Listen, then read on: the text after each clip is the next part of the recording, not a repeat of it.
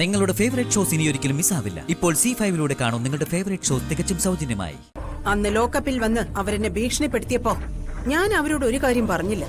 പറയാത്തത് നീ എന്നോടൊപ്പം ഇനിയും നിൽക്കുമെന്ന വിശ്വാസം കൊണ്ട്. ജയറാമിനെ കൊല്ലാൻ ഞാൻ കൊട്ടേഷൻ കൊടുത്തത് നിന്റെ പ്രേരണയോടെ ആയിരുന്നുവെന്ന് ഞാൻ അവരോട് പറഞ്ഞിട്ടില്ല. ഇന്ദ്രജെ, കമ്പവും കഴിഞ്ഞു, കാറ്റ് ഊതി. ആ പ്രശ്നങ്ങളൊക്കെ അവസാനിച്ചു. ഇനി അതൊക്കെ വെറുതെ കുത്തിപ്പൊക്കുന്ന എന്തിനാ? ആ പ്രശ്നമൊന്നും അങ്ങനെ അവസാനിച്ചിട്ടില്ല. ആ കേസിൽ എന്നെ ജാമ്യത്തിൽ വിട്ടെന്നേ ഉള്ളൂ. അതിന്റെ ബാക്കി കാര്യങ്ങൾ പിറകെ വരിക. ഇന്ദ്രജെ, എന്നെ വെറുതെ വിട്ടേക്ക്. ഞാൻ ഇനി ഒന്നിനുമില്ല.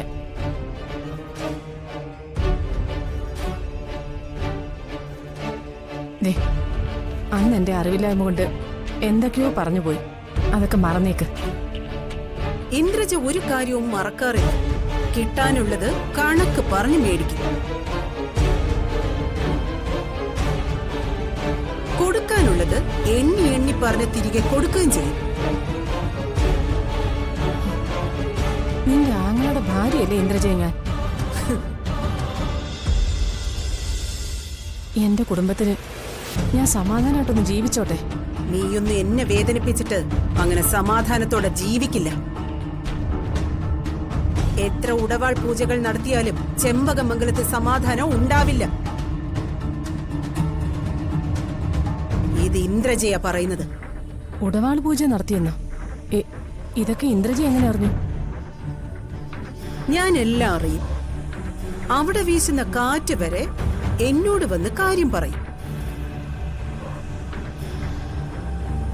അവിടെ നടക്കുന്ന എല്ലാ രഹസ്യങ്ങളും ഞാൻ അറിയും.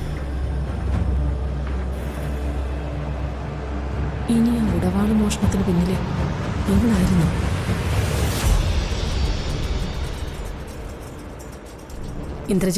ഇന്ദ്രജി ഇപ്പൊ പോ. എനിക്കെന്തോ തീരെ സുഖമില്ല. നമുക്ക് പിന്നെ സംസാരിക്കാം. നീ പഴയതുപോലെ എന്നോടൊപ്പം കൂടുന്നോ? ഞാൻ കഴിഞ്ഞതെല്ലാം മറക്കാം. ഒരിക്കലും ഇല്ല ഇന്ദ്രജെ. എന്നെ ഇനി അതിനൊന്നും പ്രതീക്ഷിക്കണ്ട. എങ്കിൽ ഞാനും നീയും തമ്മിലുള്ള യുദ്ധത്തിന്റെ ശംഖുവിളി ഇവിടെ തുടങ്ങുന്നു. നിന്നെയും നിന്റെ മകനെയും ഞാൻ ഇല്ലാതാക്കും. പിന്നെ കടലെടുക്കും പോലെ നിന്റെ കുടുംബത്തെ ഞാനിങ്ങ് എടുക്കും.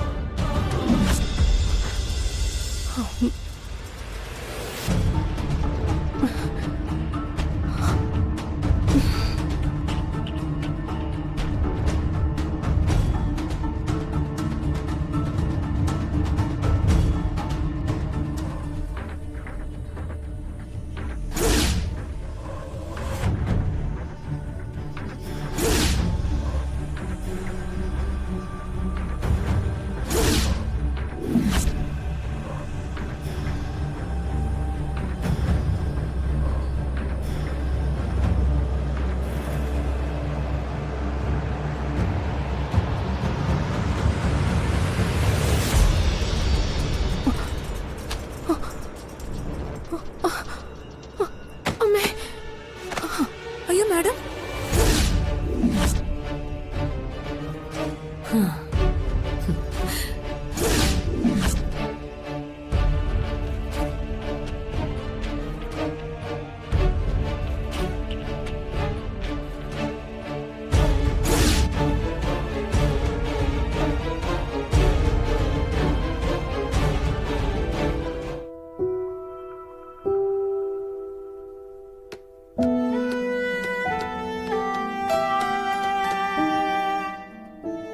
അമ്മേ, കുഞ്ഞുറക്കാണോ മോളെ? ആ ഫുഡ് മേടിച്ച് നല്ല ഉറക്കമാ മോളെ, അമ്പലത്തിലേക്ക് പോയവരെ കാണുന്നില്ലല്ലോ. വഴിപാടൊക്കെ കഴിഞ്ഞിങ്ങോട്ട് എത്തണ്ടേ അമ്മേ? അവര് വരും. ആ മൈഥിലി മാനസാന്തരപ്പെട്ടു എന്നൊന്നും എനിക്കത്ര വിശ്വാസമില്ല. നെഗറ്റീവ് പറയാതെ. നമ്മള് ദൈവത്തിന്റെ മുന്നിലേക്കല്ലേ അയച്ചിരിക്കുന്ന. ആ, അവള് മാറിയില്ലെങ്കിൽ ദൈവം മാറ്റും. ആ അതെ.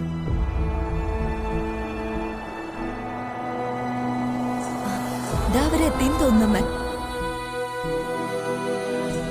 അമ്മേ, എന്തോ പ്രശ്നമുണ്ട്. മോളെ വാ. മോളെ, അമ്മായി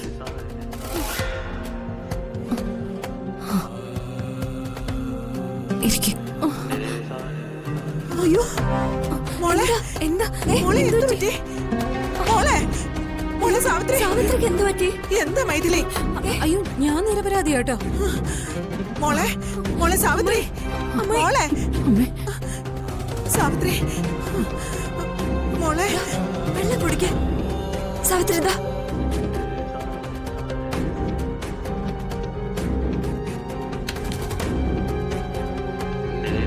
മോളെ നിനക്ക് എന്താ പറ്റിയത്? എനിക്കൊരു തലകറക്കം അമ്മേ.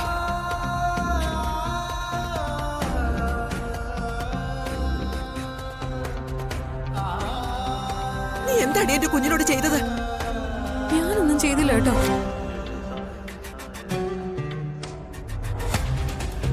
വിശ്വാസം വരുന്നില്ലെങ്കിൽ ഇവരോട് ചോദിച്ചു നോക്ക്. നീ ഒന്നും ചെയ്തില്ലെങ്കിൽ പിന്നെ സാവിത്രിക്ക് ഇത് എന്ത് പറ്റി? എനിക്കറിയില്ല, ഏതോ ഒരു സ്ത്രീ ആയിട്ട് വർത്താനം പറയുന്നതുണ്ട്.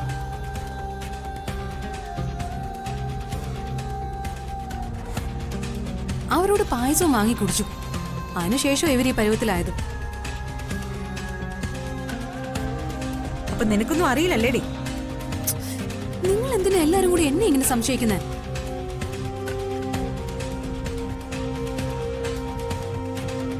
ഞാൻ ഇവരെ വിളിച്ചോണ്ട് പോയൊന്നും അല്ലല്ലോ. എല്ലാരും കൂടി ഇവരോടൊപ്പം എന്നെ വിട്ടതാ. ഞാൻ ഇവരെ ഒന്നും ചെയ്തിട്ടില്ല.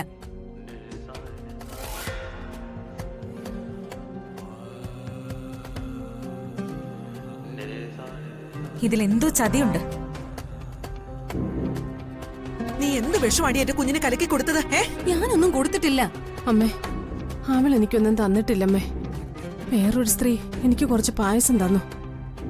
അത് കുടിച്ചപ്പോഴേ എനിക്ക് തലകറക്കം ഉണ്ടായത്. നമുക്ക് ഹോസ്പിറ്റലിൽ പോവാൻ സാവിത്രി. വേണ്ട, ഇതൊരു മയക്കോ. അതങ്ങ് മാറിക്കോളും. എങ്കി വാ, റൂമിൽ ചെന്ന് കിടക്കാം. വാ. ആ പതുക്കെ പതുക്കെ എനിക്ക് വാ.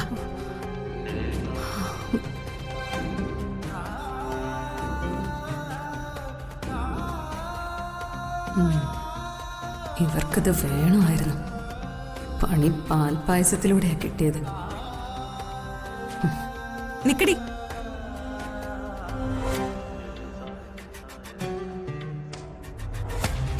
നീ സത്യം പറഞ്ഞോ? നീ എന്റെ അമ്മായി എന്താ ചെയ്തേ? ഞാനൊന്നും ചെയ്തില്ലെന്ന് പല പ്രാവശ്യം പറഞ്ഞു. നീ പോലീസ് മുറിയിൽ ചോദിച്ചാലൊന്നും ഞാൻ ചെയ്യാത്ത കുറ്റം ഏക്കില്ല. നിനക്കിതിൽ എന്തോ പങ്കുണ്ട്, അത് ഉറപ്പാ. അതെന്താണെന്ന് ഞാൻ തെളിയിക്കും. ആ നീ തെളിയിക്കും. ദേ,